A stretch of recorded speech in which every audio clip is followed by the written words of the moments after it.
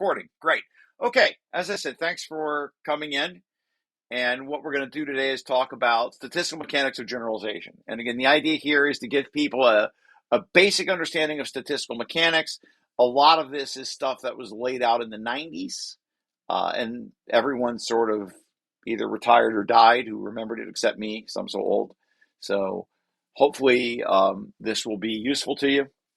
And if you guys just jump in and ask any questions as we go, that's the whole idea. So I'm just going to kind of read through this section 4 of the paper and explain what's going on. So in this section, we review statistical mechanics, both to understand how it is usually applied in statistical mechanics of generalization theory, and to understand how our semi-empirical approach in SETOL is similar and different to the traditional approach. So this is sort of some old things and some new things. And the goal is to obtain an expression for the generalization accuracy for the classic student-teacher model for the linear perceptron in the annealed approximation and at high temperature, which is described in these old papers by Sobolewski and Tishby and some other, some very, very old books from when I was, your age. And the next section we discuss probably in a month. The goal is to generalize this to a layer quality metric, which is basically an approximation to the accuracy for a layer in a general multi-layer perceptron. So the idea is you conform the quality for the student-teacher model and generalize it to a general quality that can be expressed then in terms of a neural network.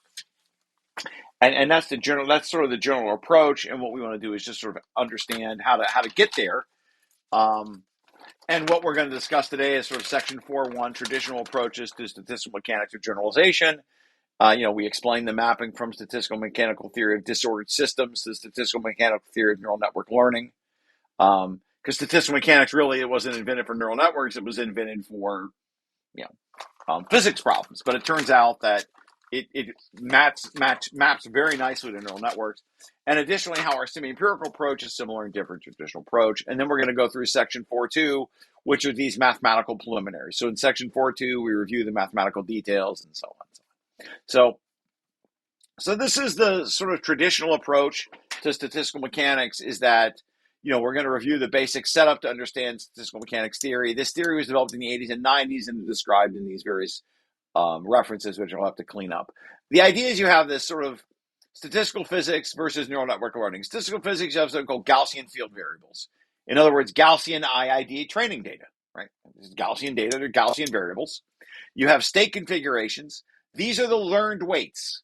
So the idea is the thermodynamic process, the statistical physics process we're assuming is we're going to learn the weights as if we're running some Langevin process, some diffusion process. And so the goal is, how do you learn the weights? We talk about state energy differences. Well, these are just the training and generalization errors. So the errors, the difference between states, correspond to the errors that we'll be looking at, the training error, generalization error. And it turns out in statistical mechanics, the training and generalization error are defined a little differently than how you define them in traditional machine learning. They're not defined in terms of the distribution. They're defined in terms of the learning process itself. So, for example, there's something called a temperature. The temperature is the amount of stochasticity present during training. In some sense, the temperature is equivalent to the learning rate. The annealed approximation is an average. It means you average. We're going to talk about something called the annealed approximation. This means that you average over the data first. You have a question? No, we're good. So typically in a theory, you would average over the weights. In other words, you average over the weights. That gives you a model. You learn the weights. And then you evaluate the error by averaging over the data. And what we're going to do is we're going to average over the data first, and then we'll average over the weights. And this is how the theory is built. So by assuming you have Gaussian IID data, we'll average over it first. We talk about thermal averages. These are with respect to the distribution of trained models or the weights. So because we're learning the weights, we assume that the distribution of errors follows the thermal distribution. And then we talk about things called free energies. The free energies are generating functions for the errors and also for the act. So the free energy lets you generate the error using a partial derivative. And so we have some terminology in the paper. The model quality is just the generalization accuracy. So in the annealed approximation, high temperature, it's just going to be a measure of the generalization accuracy of the model. The layer quality is just that layer's contribution to the accuracy.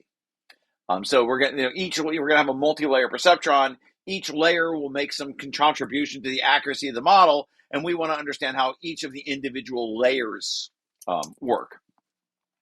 So in some sense, this is a model of layer convergence. Most people think about when they train a model, you think about training, you look just at the total loss. We want to have a theory that tells you how the individual layers converge. Then we're going to have various things called generating functions for the quality, which is sort of like how you describe the quality of the accuracy. We're actually going to look at the layer quality squared at some point later in the paper, because that is, for technical reasons, this line is obviously a duplicate, so it's just the same thing over there. That's a typo. So there you go. And then we're going to talk about these annealed and effective Hamiltonians. These are energy functions. And what we're going to do is derive an expression for the annealed Hamiltonian, for the error or for the accuracy. And then we're going to reduce that. We're going to evaluate that in a low-rank subspace. And that's going to turn out to be the key idea, is that most of the generalizing components of a model are going to be concentrated in this low-rank subspace. And that's sort of the part of the theory. Go ahead. Sorry, just want what, because I just don't see this motivated. High T, you mean trained? Yes. We're going to describe what the high temperature approximation is in the okay. And here you'll see it. But yeah, basically, it's a thing you do in physics to try to analyze problems. You can't analyze the problem exactly, so you do what you know how to do, which is take a high temperature approximation, and it lets you linearize the math. So it simplifies the math. We used to, my advisor in graduate school used to say, people say they do what they need to do or what's the right thing to do. You do what you know how to do. Yes, so that's what we're doing. Well, it does. Is that? I mean, that strikes me as kind of a variational motivation too. I mean, you use using known distributions. Yeah, that's right. Yes, yeah, you're going to do. And what's interesting about the theory is that at the end of the day, the semi-empirical theory we're using won't depend on the high temperature approximation. So it's a way of formulating the theory and testing it, but it turns out the final results actually don't depend on it so much.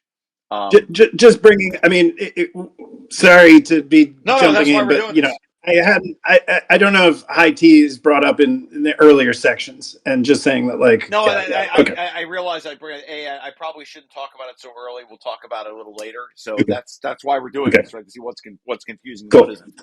The hardest part of this whole paper is writing this section, because you have to extract out all the stuff that's buried in your brain from years of graduate school, and try to make things work. So and the idea though is that in the SMOG theory, statistical mechanics of learning, the SGD training of a perceptron on data is to learn the optimal weights as a Langevin process.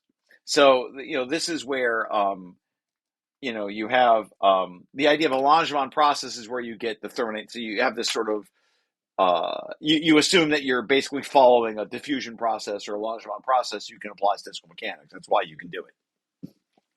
So in modern ML, we have no guarantee of the true equilibrium in a high dimensional convex landscape. We don't actually, because the landscape is non-convex, we don't really know if you converge to thermodynamic equilibrium. We're just kind of assuming that you do to build a theory. And so what we should understand is how to compute the associated thermodynamic quantities, or really thermodynamic averages, such as the expected value of various forms of the average generalization error, the partition function, the free energy, and other generating functions. So the fact these thermodynamic quantities, these thermodynamic averages, are the things we want, and those averages are going to be the things that you can extract information from, like what is the accuracy? How does the thing converge? So in the traditional statistical mechanics, one maps the learning process of a neural network to the states and energies of a physical system. So we sort of talked about this in table 2. The power of statistical mechanics comes to the fact that the core concept of thermal averages equates to taking the expected value of a quantity over the set of all trained models, as opposed to uniformly over all possible models, or in the worst case sense, over all possible models.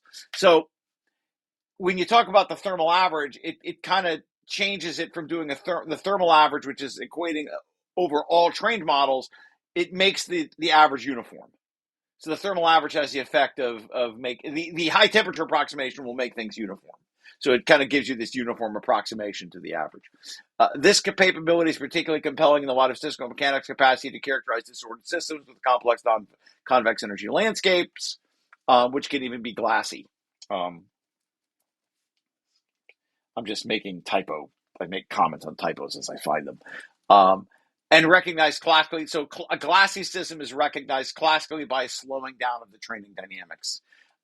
We don't talk about that much here, but when you go to section 6, we have some experiments where basically you reduce the capacity of the model and you find that it's much, much harder to train and you get this sort of slowing down.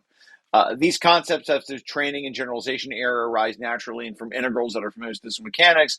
Theoretical quantities such as load, temperature, free energy also map to relevant concepts. And so we'll talk about what those are as we go down. The free energy is of particular interest and can be used as a generating function to obtain the desired generalization error and or accuracy. It had some weird capitalizations here, but that's okay. So the student-teacher model, okay, this is sort of the real idea here, is we seek the computer estimate the average generalization accuracy for a fixed teacher perceptron by averaging over an ensemble of student perceptrons in the annealed approximation high temperature. We call this the student-teacher model quality and denote it QST. We will then later in section 5, we generalize this to an arbitrary layer and a multi-layer perceptron. I sort of talked about that earlier. I should probably just leave it here.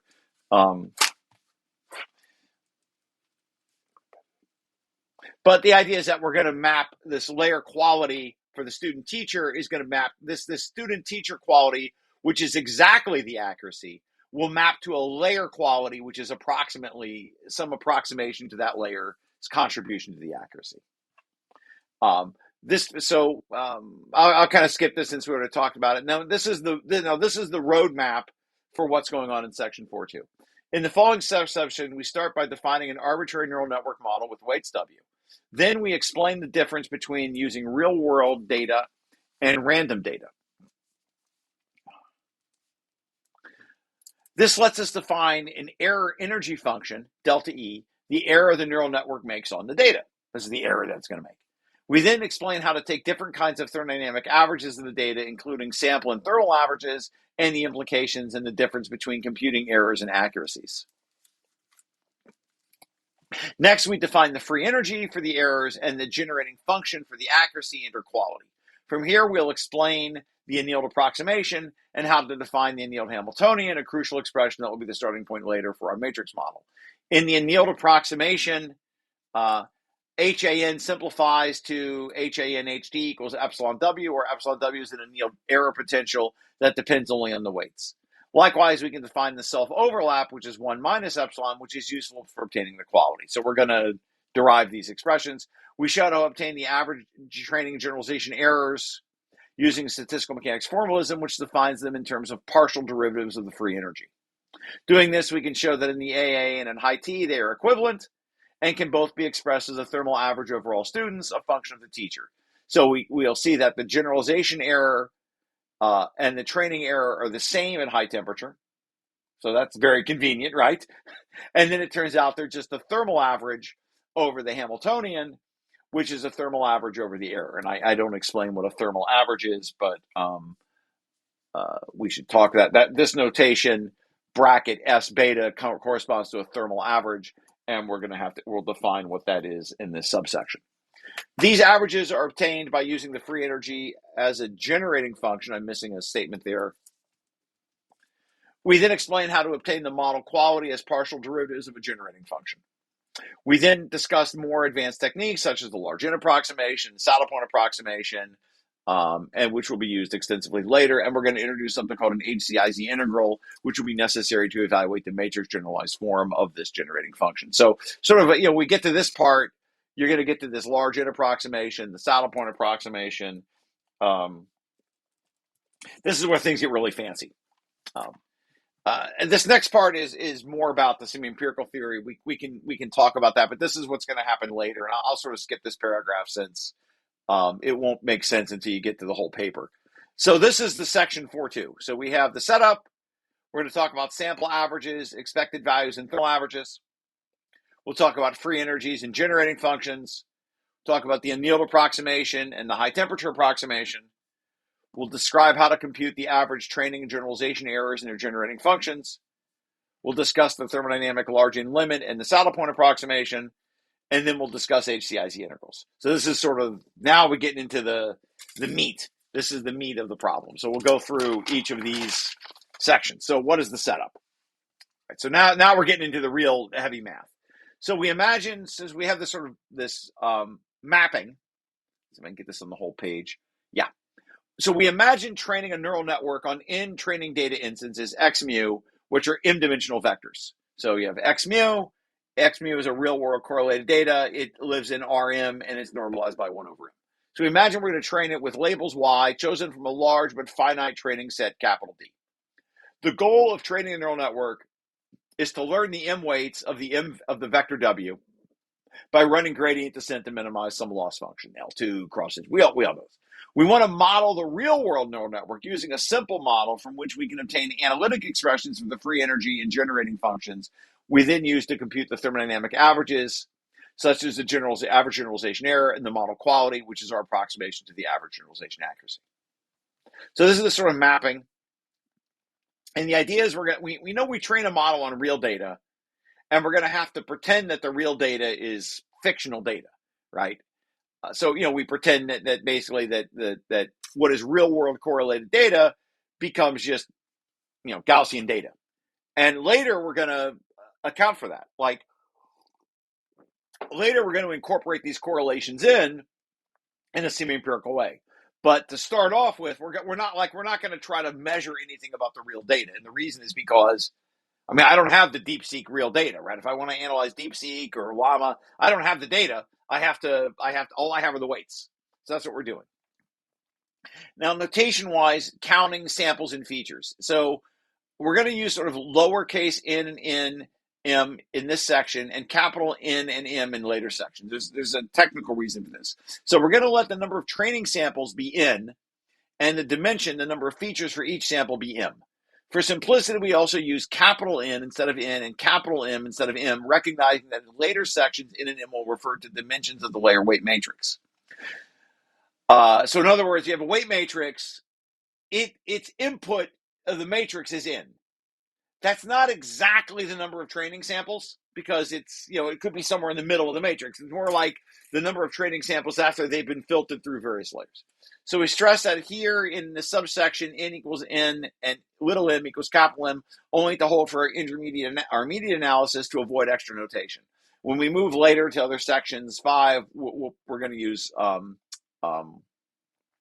going to distinguish between what is the layer input and the training set size. So actual modern data. So we consider having a large data set in D of actual real world data. So you have X mu, Y mu, and D, just like we had in this little picture. And we're going to normalize, right? So we're going to normalize X mu to be the Frobenius norm, which is the sum over the M components, mu I, which is just 1 over M. And we're going to call X superscript M an n-dimensional sample from D. So, in the real world system, probably n is going to be equal to nd, so we're going to sample the whole thing. But in principle, you could take smaller samples as well.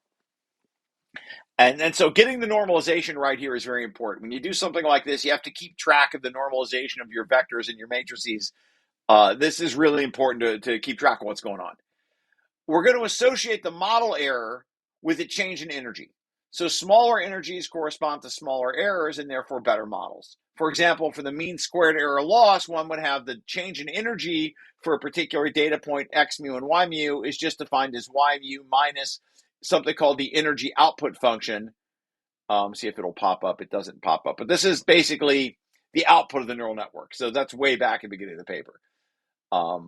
And so obviously that does not, the output of the network doesn't depend on the label. This is just the mean squared. This is just, this is going to be the mean squared error, the MSE.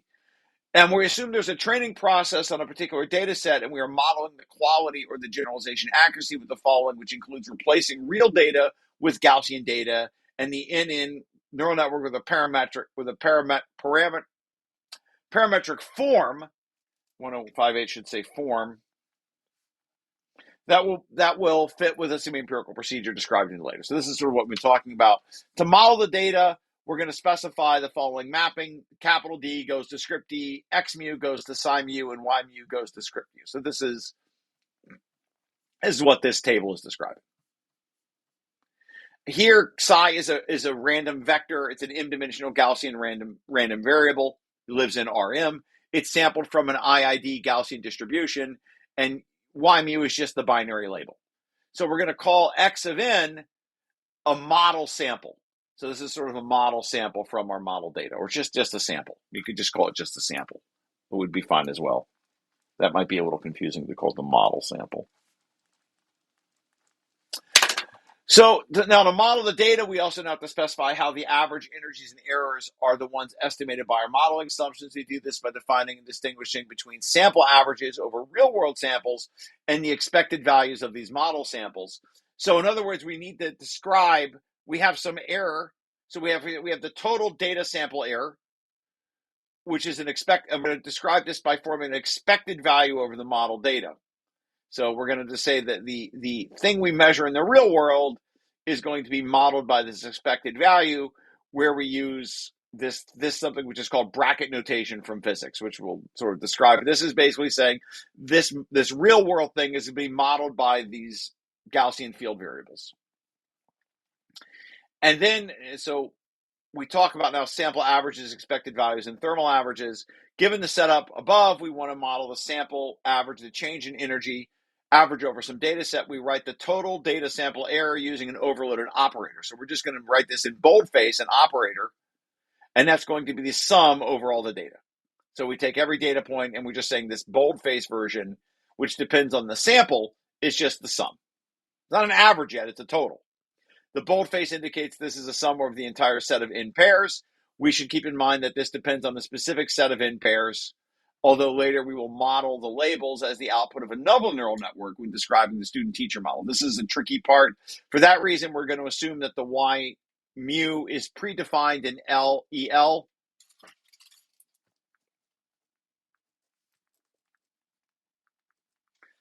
And we'll drop the Y mu in symbols and just write this total error. So in this section, we're just going to write the total error. We're going to ignore the labels, basically. And the reason we ignore the labels is because later the labels basically factor out. They're never going to appear in the theory. So it won't matter. And the operator notation will be useful later. We're not going to work directly with sample and sample averages. Instead, we're going to model them to that, and we need to estimate them. So now we get into this is kind of like a really formal pedagogic way of trying to explain that this is the statistical mechanics stuff.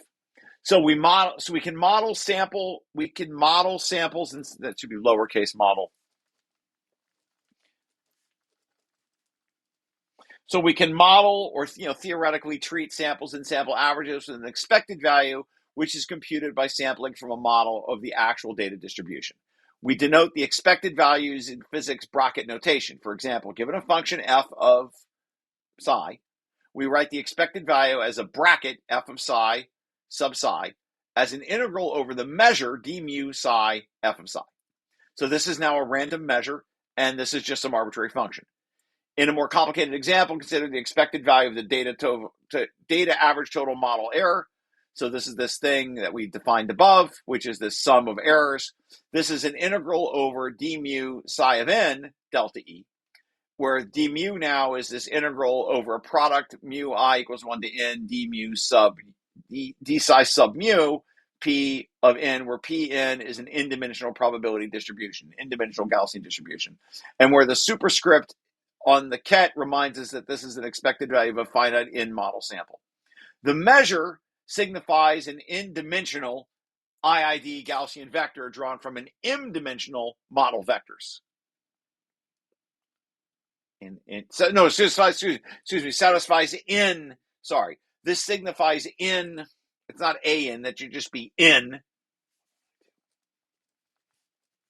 vectors. So we're going to sample n vectors. Sorry about that. N vectors drawn from an n-dimensional data model. All right. Now we start getting into some of the more things that you need to understand about statistical mechanics, which require some discussion. Size extensivity, size intensivity, and size consistency. Okay, so here we're talking about the limits. What are the limiting features of the theory? So a key requirement for thermodynamic limit in statistical mechanics is size extensivity. Physically meaningful quantities, such as the total energies and free energy, scale linearly with the system size. Along with this, thermodynamic average quantities should be size intensive, meaning that they remain independent of n equals n as the system size increases. In our setting, size extensivity and size intensivity underpin the large n limit, ensuring that macroscopic observables become independent of microscopic fluctuations. So this is so we're going to kind of explain what's going on here, because this is what the thermodynamic limit is all about. There's also a related notion of size consistency, often introduced in quantum chemistry through the link cluster theorem, which states that the total energies and or free energies of, in particular, a correlated system scale with m, the number of interacting components. This paragraph should probably go to the bottom of this section. For neural networks, size consistency appears when scaling the number of m features in our matrix models to ensure that our layer and our model quantities remain size consistent as we increase m, just as we do for n. So both size extensivity in n and size consistency in m are crucial here. They justify taking the large n approximation for matrix integrals and ensures our resulting H. So this should go at the bottom of this section. But here's an example of size extensivity and size intensivity. We write the average total data sample error, and this is really the model error. So 1109.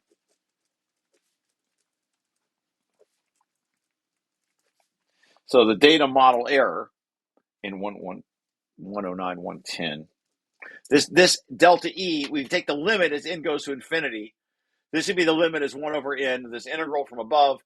This data sample error is size extensive, meaning that whereas the average is size intensive, meaning the average does not depend on n. So when you take the limit over n, there's no more, you remove the independence. This average is described below will be very useful. Moreover, this limit will be implicit later. So the idea is that in the large n limit, we expect the total energy or error, being a good thermodynamic energy, to be size extensive and therefore to scale linearly.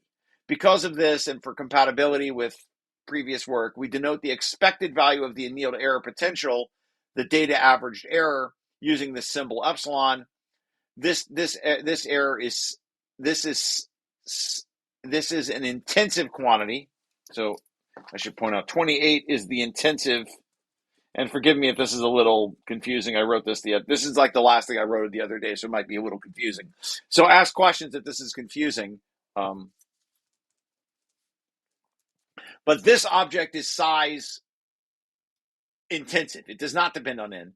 This is our theoretical estimate of the sample average, valid for any n. The total error potential is capital E. Capital E is size extensive. And so the idea in the thermodynamic limit is that this object remains independent of n. So little epsilon will remain independent of n as you approach the thermodynamic limit. And that's the idea. So it's a kind of a curious way to describe how a limit exists. But the idea is all the averages, all the different averages you're going to take, these kinds of thermal averages or data averages, in the thermodynamic limit, you want them to be independent of the sample size. That's what it means to be in the thermodynamic limit. So this paragraph may be a little confusing. I'm still working on it, but if you have any questions, ask me about it, because this is like a really important thing to realize what's going on in StatMech. I have a question. Please. When you say that this happens at the thermodynamic limit, what controls the thermodynamic limit here? The temperature? No, it's the n scaling. The n scale, okay. Right. The temperature is actually a thermodynamic property. The temperature is a intensive property that does not depend on the system size. So we call the temperature is so an example would be in statistical mechanics.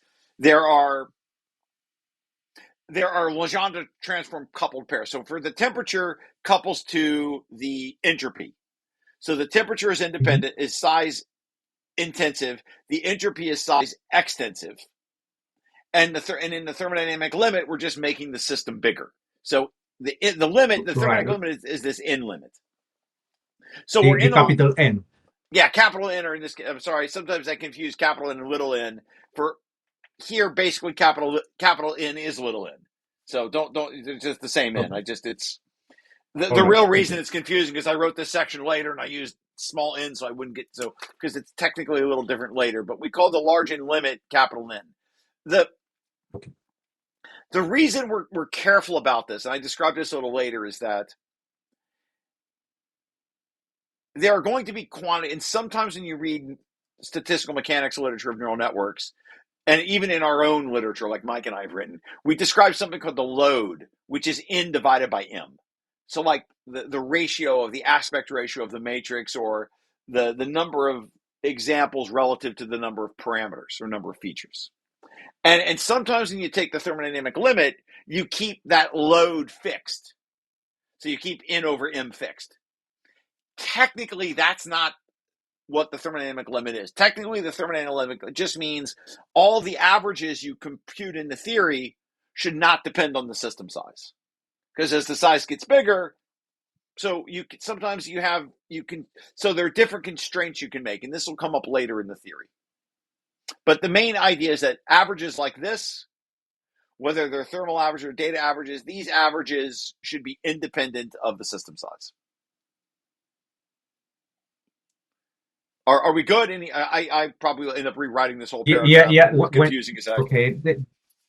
Then when you say it does not depend on the system size, that will be if we have more data. For instance, if we are tackling the problem Yes. of Yes. If you add okay. more data, the averages should not change. Okay, I In see. the limit. Yep. In the limit. Right? In the Mhm. large n Yep. limit. So it's kind of like a version of the central limit theorem in a sense. You know, it's saying All that right. it's not saying that. I mean, it's not saying that the averages don't change. The thermodynamic limit is really a large n limit, meaning it's like the infinite limit. So you apply it when you're in very, very large n. So Right. so that's what's going on. All right, now I'll move on to from errors to accuracies, the average generalization error, the quality, and the self-overlap. So we've been discussing various forms of errors. Let's talk about the error. Okay, error is energy, right? Energies go down, errors go down. In SETOL, we're also going to we will, however, be primarily concerned with approximating the average generalization accuracy or quality of a neural network. So, or its layers. The average accuracy is simply 1 minus the error. Simple. Sorry, when I see typos, I'm writing them down. So, and to represent this, we introduced the term eta, which is defined generally as eta of W is equal to defined as 1 minus epsilon of W. So we call that the self overlap. We call eta the self overlap because it describes the overlap between the true and the predicted labels. Unlike epsilon, however, in later sections, we will first define a data dependent self overlap so that we may obtain an average of W as an average over the data, and that should actually be there should be a little superscript in there. But the idea is we're gonna be taking this data average of the self overlap, and this will be made more clear later. But this is sort of the key object that we're going to be concerned about is this self overlap. Now we just kind of have to talk a little about notation. So bracket notation, for those who don't know physics, we use bracket notation to denote different kinds of averages. Superscripts and subscripts for expected values and estimated theoretical averages. So we use superscripts to denote the kind of average. So if there's a superscript beta, it's a thermal average. If it's an AN, it's a yield. If it's HT, it's high temperature. If it's IZ, it's going to be an Itzhak and Zuber type of average, which was described later. We're going to use subscripts to emphasize dependent variables.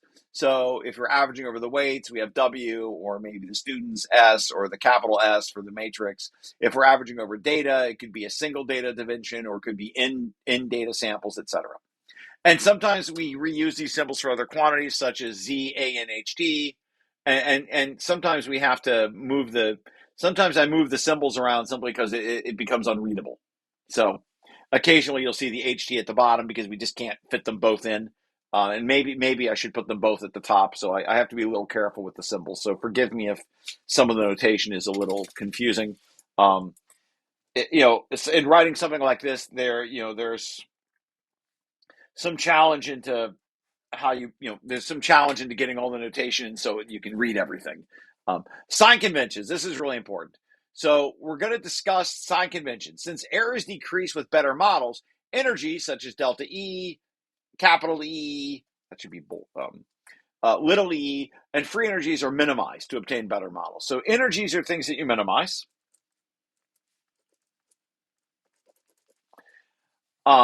Likewise, since accuracies increase with better models, qualities, self-overlap, quality generating function would be maximized to obtain better models. An exception will be Hamiltonians, which will depend on the context. So this is sort of one of the technical things in the paper that makes it a little confusing, is that usually when you read statistical mechanics papers, people are computing the error, but we're going to compute the accuracy or the quality. And depending on how you take the averages, sometimes things aren't exactly as trivial as you would expect them to be. But that, just keep track. This is kind of one of the things that makes this paper a little tricky, is that the free energy is basically like 1 minus the generating function. But you have to be careful with how you normalize things. Thermal averages over weights. Okay, now we start getting into some real statistical mechanics. To evaluate the expectation value of some thermodynamic equilibrium, some equilibrium quantity that depends on the weights, say the expected value of W beta over F, one uses the thermal average. By this we mean a Boltzmann-weighted average. Given a function F of the weights, we define the thermal average over W as, again, the bracket with beta subscript W here, is equal to 1 over Zn integral d mu of W, the measure over the weights, times F, times this weighted factor, e to the beta minus beta E, where E of now is the total energy, like this, the total energy, where the subscript beta denotes thermal average, beta equals 1 over T is an inverse temperature, and Z of N is the normalization term, or in statistical physics, what we call the partition function, and the partition function is defined as, Z of N is defined as the integral d mu of W, epsilon to the beta E should be capital E, which is in, I should clarify 32. I just substituted capital E for little e, for in little epsilon. But this is why Z of N depends on N, right? So it's an independence. So this is what the partition function is, and I just substituted this quantity for that, and I should be a little clearer about that for 32. And this is defined for the N-size data sample. In particular, when we want to compute the thermal average over the total energy difference or error, we would write over W. We could write the average error. The average error is 1 over Zn d mu of the total error times e to the minus beta epsilon of W. So it's independent, right? This average is still independent. But the independence is going to cancel when we have the Z of N. So importantly, we'll never, obviously it will still always depend on, it doesn't cancel. Obviously this is going to depend on N. So this average is an extensive quantity, so it will still be independent. So I should comment on that 33 is extensive. So this is just notation, right? This is how you compute an average. Now here's the thing, we're never going to calculate averages directly like this. So we're never going to do this. So we define it like this, but we're never really going to do this. Instead, we're going to calculate these quantities from partial derivatives of the free energy. So that's what we're going to do. So some other notational things. Again, there's a lot of notation here. When discussing quantities such as the free energy and test and training errors or the layer quality, we're going to place a bar over the symbol when referring to an average over N. So there's going to be a bar there. So otherwise, we'll refer to these quantities as total. So when you see the bar, that's the average, or an epsilon, and that's the average quantity for the bar.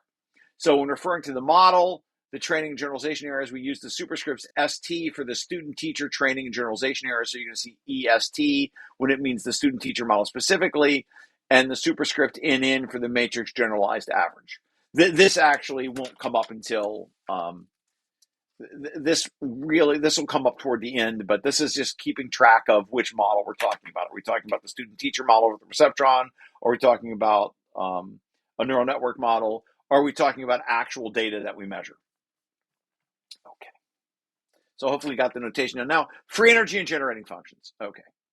Frequently, if one needs an average energy or error or accuracy or quality, it is often easier to calculate the associated free energy and take the corresponding partial derivative than it is to compute it directly as an expected value of a thermal average.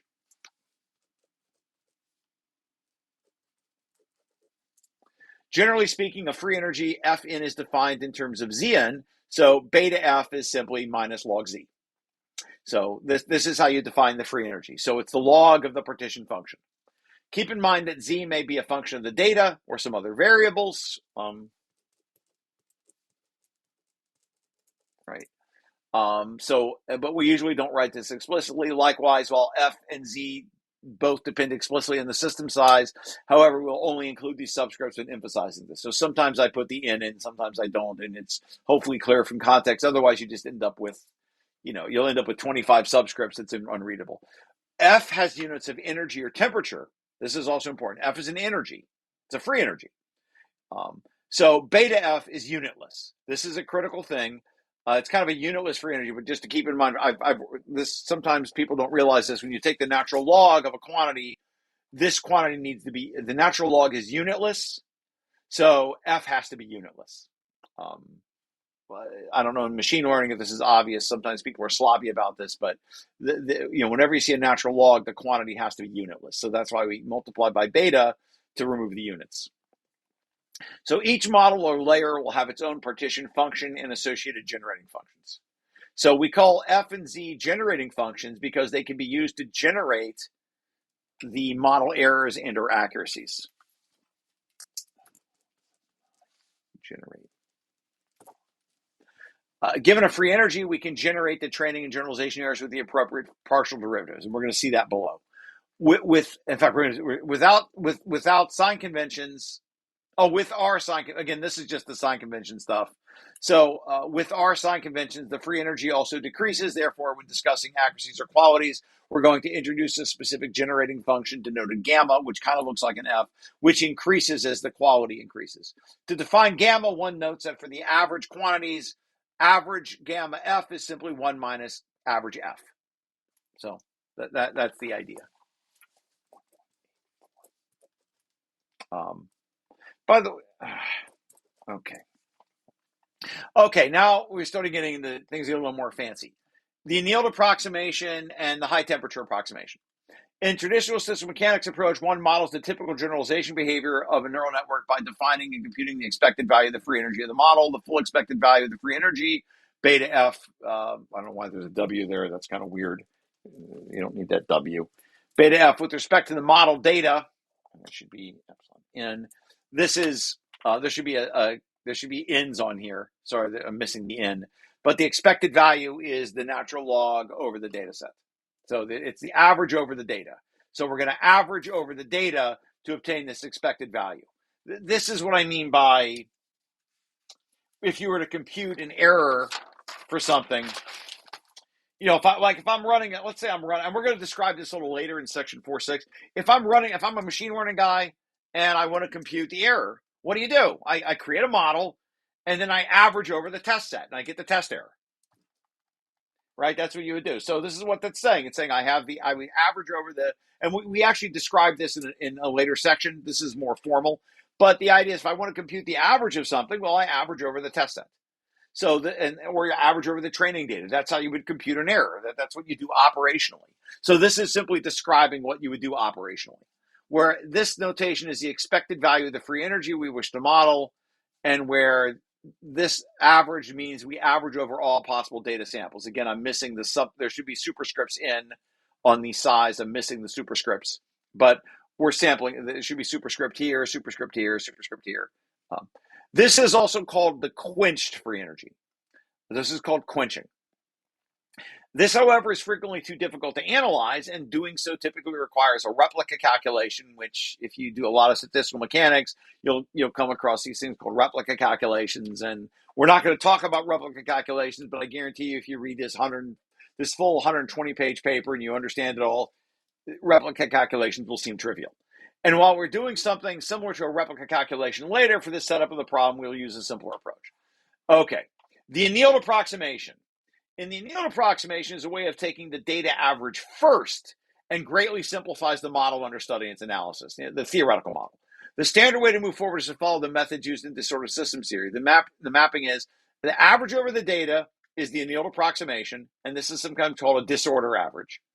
And when you learn the weights, this is the optimization algorithm, and this is our thermal average. So what is the annealed approximation? Formally, it makes the substitution. Again, there should be superscripts in on these equations. I'm sorry about that. You average over the average of the log is the log of the average. Average of the log is the log of the average. You guys, I think, call this sometimes Jensen's inequality in machine learning, but the average over the log is the log of the average. Here we're averaging over the disorder in the data. We average over the data. We say the data is disordered, and we're averaging over the data because the data is disordered. So because. So that's just how we describe it in physics. We may associate, we may associate minus average log z to the quenched free energy and minus log z average z to the annealed free energy. So this is the annealed approximation. Applying the annealed approximation amounts to applying Jensen's inequality as an equality and allows us to interchange the integrals and logarithms and computing the averages. So now we have, here we have the superscript in, that's correct. Log average over the data distribution is integral, is average over the data of the log. And in bracket notation, you would have the same thing. So you have this sort of bracket, the average. You do the thermal average first, then you average over the data. You can do the data average first, and then do the thermal average, which is this Boltzmann average. So this is sort of the key idea, and this makes things this simplifies things tremendously. So this is like a key idea. So annealed approximation means do the data average first. You do the average first, then you do the thermal average. One question. Please. Yeah, when you say what makes the Jensen's inequality to become an equality in this case? We're going to hold our nose and just say it is. It turns out that in the thermodynamic limit that at equilibrium, when the thermodynamic limit exists, this turns out to be true. And when this is not true, you end up with something called a spin glass. So the reason is because in the thermodynamic limit, remember I said everything has to scale properly. And what happens is you get these fluctuations between different replicas or different in N, and they vanish. When you take the natural log, those fluctuations go away. And so when you retain them, it turns out you're no longer in the thermodynamic limit. So that's essentially the idea. And that's a good question. But and it happens only when there is this annealed approximation. The annealed approximation, it turns out when these two things are equal, you're usually in a good thermodynamic limit, and when they're not equal, the thermodynamic limit tends to fail. Like it means that if you can't do this, typically that means that the thermodynamic limit is no longer holding. I think I discuss it. Where do I talk about it? Somewhere down here. Somewhere in here I talk about this. Like it's later in the section. But that's a great question, right? What happens is why you can do this. Why I should put a section here is why you can do it. And it's because when you're in a good thermodynamic limit, this turns out to hold. Okay. That's the best way to say it. It's actually a physical analogy. The analogy comes from annealing a metal. So if you think about from metallurgy, I have a metal and I heat the metal up and I cool it down. I heat it up, I cool it down, I heat it up, I cool it down. And if I do this over and over and over, eventually the metal will obtain its final form and it will be very strong. If I take a metal and I heat it up really hot and then I stick it into an ice bath, you quench it. And when you quench it, it becomes brittle. This is exactly what's going on here. So the idea of the annealed approximation is exactly the idea from a physical system where you heat it up and cool it down, you heat it up and cool it down, you heat it up and cool it down over and over and over, and eventually it finds the thermodynamic equilibrium. So that I'll add that right here to this section of 199. Does that make sense? Like that analogy? Yeah, that is exactly that's exactly where these systems. It's exactly why they call it annealing. It's literally from the annealing process that people do in metallurgy. Right. Because this type of Jensen inequality, as you know, it happens also when you, for instance, use certain types of neural networks, like to reduce the dimensionalities and then you use this approximation of Jensen inequality there. Right. So I know it's popular, so that's why it's the fact that it's equivalent is it's a great question. And it's always a question writing if writing a paper like this, how much do you put in? Like, it's already crazy long, but that's exactly why. It's because we're assuming you're at thermal equilibrium, and so I know they use it in machine learning. I'm just not as familiar with all the applications. We've got to give an example. I'll try to finish. I'm trying to just keep things to an hour because this is going to take some time to go through. But I'll discuss try to get through this section. When we apply the annealed approximation, we average over the data first. This allows us to develop a theory in terms of a temperature-dependent annealed error potential, or annealed Hamiltonian.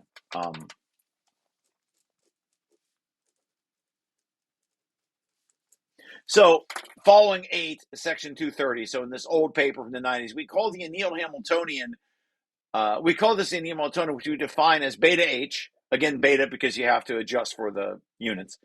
Minus 1 over n log of the average of the exponential of the error. So this is the annealed Hamiltonian, this object 139. This is actually a really critical thing because this is sort of the key idea of the paper, is that you have this Hamiltonian, which is annealed, and you can prove that when Jensen's inequality holds, that this is the true Hamiltonian if you do the averages both ways. And this is derived in this old paper from the 90s. But this is the annealed Hamiltonian. And it took me a long time to realize that the 1 over n goes on the outside, not here. Because you could put the 1 over n you could do the 1 over n average after you do the log, or you could do it right here inside beta. And so it has to be on the outside. So this is the Hamiltonian. And this is kind of like a mean field Hamiltonian. So this is a critical, that's something for, it won't talk about mean field stuff. Maybe I shouldn't talk about that. But later, we're only going to need the high temperature version of this. And this takes a very simple form. So the high temperature version, now we get to this high temperature approximation. In addition to the annealed approximation, we'll be evaluating our models at high temperature. 1, 2, 2, 1. In particular, deriving 44, use the high temperature approximation. Here we will describe it in, well, where'd that come from? Oh, that's because this section got moved. So we don't need to talk about it, in particular deriving 44. This section used to be below. Here we describe it.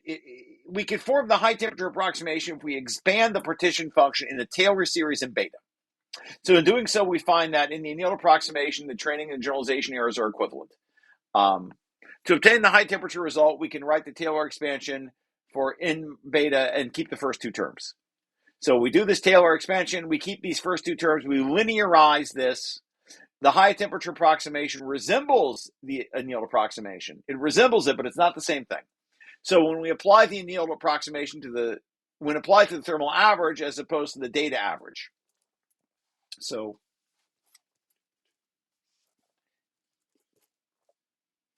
in other words, it almost looks, the high temperature approximation almost looks like the annealed approximation. So you take natural log d mu of w times exponential.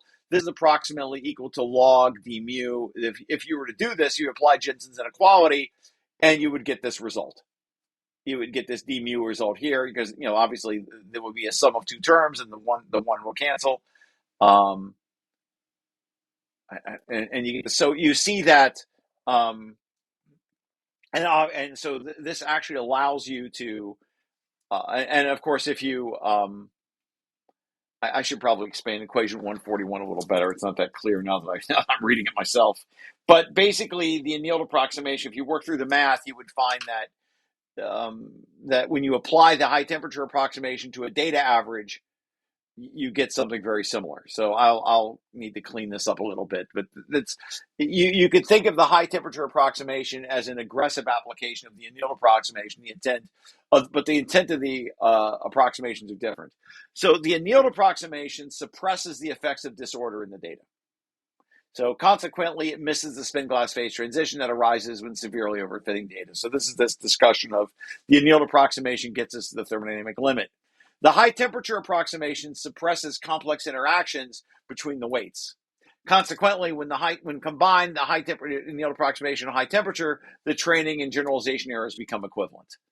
So this will be derived, and that's derived below. So, and probably I shouldn't say that yet because it's later.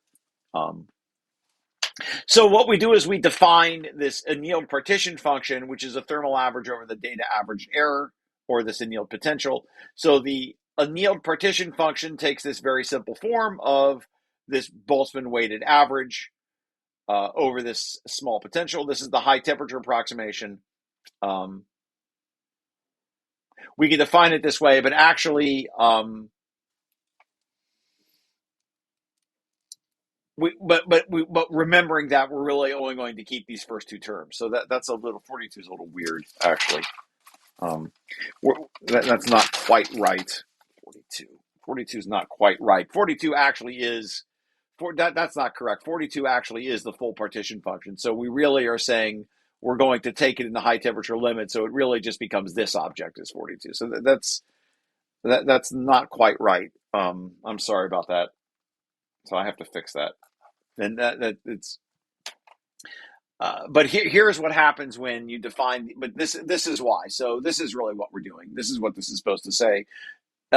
If we take the annealed Hamiltonian and we expand if we expand this in the first two terms, if we just substitute this high temperature expression into here, and we do this expansion and we work it out, we're going to find out that the high temperature Hamiltonian is simply beta. Oh no, I'm sorry, it is correct. I'm sorry. Typically, this would be.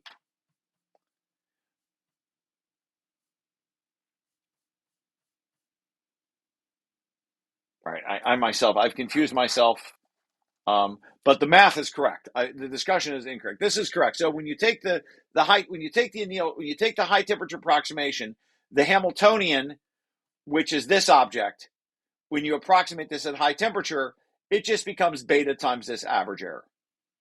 So this is the key idea, that when you take the high temperature approximation, I'm sorry, I confused things a little bit, and I appreciate your patience with me. This annealed Hamiltonian, it just becomes beta times this annealed potential. And obviously the betas cancel, so you just have that HAN equals epsilon. And that's sort of a key idea. And that's why, this is why I didn't describe it properly. Equation 45, this is what's going on. The annealed Hamiltonian, this object is actually the annealed potential.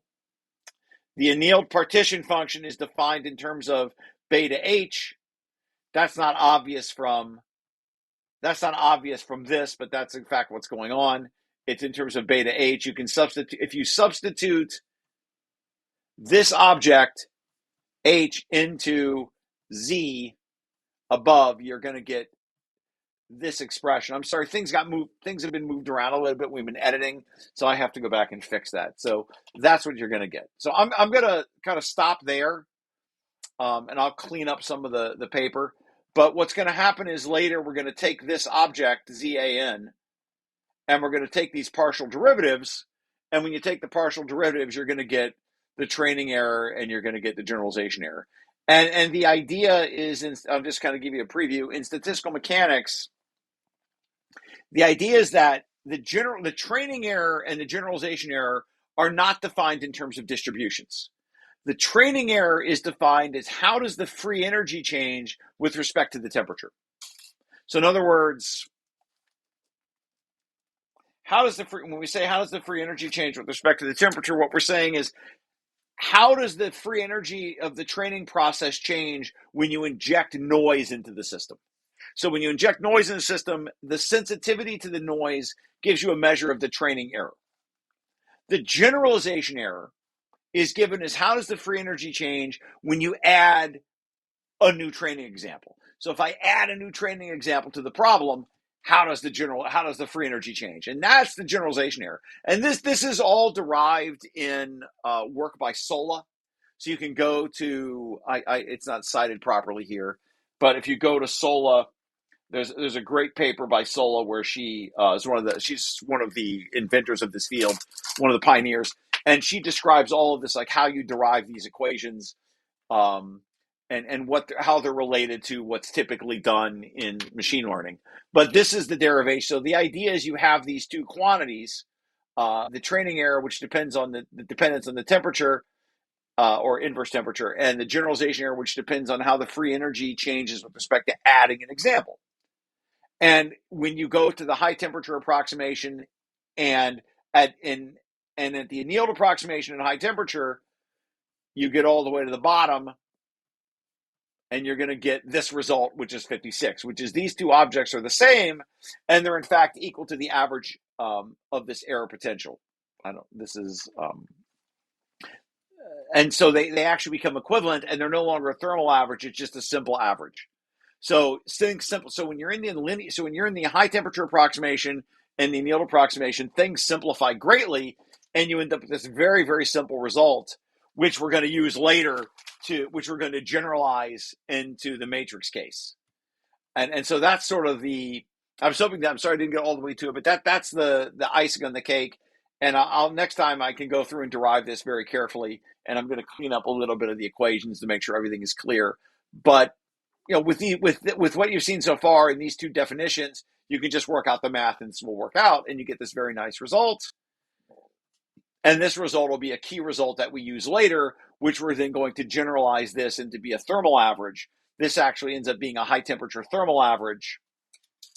And this will end up being the form of how we form our matrix generalization. So I'm going to stop there and kind of let people ask any questions they want to ask and kind of call it a day. And hopefully this was useful to you. And if you want to do it the next time, we'll continue to, we can start here and then go through what are the more subtle aspects of self-averaging and the thermodynamic limit, and get into this very complex. It's take like another hour and get to these things like HCIC integrals, which are integrals over random matrices and saddle point approximations. And this is sort of the meat and the bread and butter of what we're really going to be doing. So I'll just stop. Do we have any questions, comments, criticisms? I'll leave the floor open. When do you think you will meet again? We'll do it next week. How's that sound? Okay. All right. Yeah. Maybe on Thursday or Friday. Which day is better for you guys? Because you were doing this before on Thursdays, and I couldn't do it. Yesterday I was going to do it, then I had to go downtown. I ended up not going downtown, but I had a meeting, so I just couldn't do it. But I think Thursday or Friday at this time, if this works for you. Friday's good for me. Okay. Yeah, Friday is good for me as well. Okay. Yeah. So let's try to do it next Friday, same time, same bat channel. And I'll clean up a few things, and hopefully you guys will come with questions. And I'm hoping, and I really appreciate any questions or feedback you have, because this is the hardest part of the paper to write, because I have to explain all the statistical mechanics in a way that's coherent, and get all the derivations right. So I appreciate your patience. No, that's awesome. Thanks, Charles. All right, hey, thank you. Thank you very much. All right, guys, I will see you in 1 week. Couple of questions. I'm sorry? Charles, all right, thank you. So there are a couple of questions in the chat. Maybe you want to. Are there questions in the chat? The reason I don't look at the chat is because when I'm recording, I'm going to stop the recording. Stop.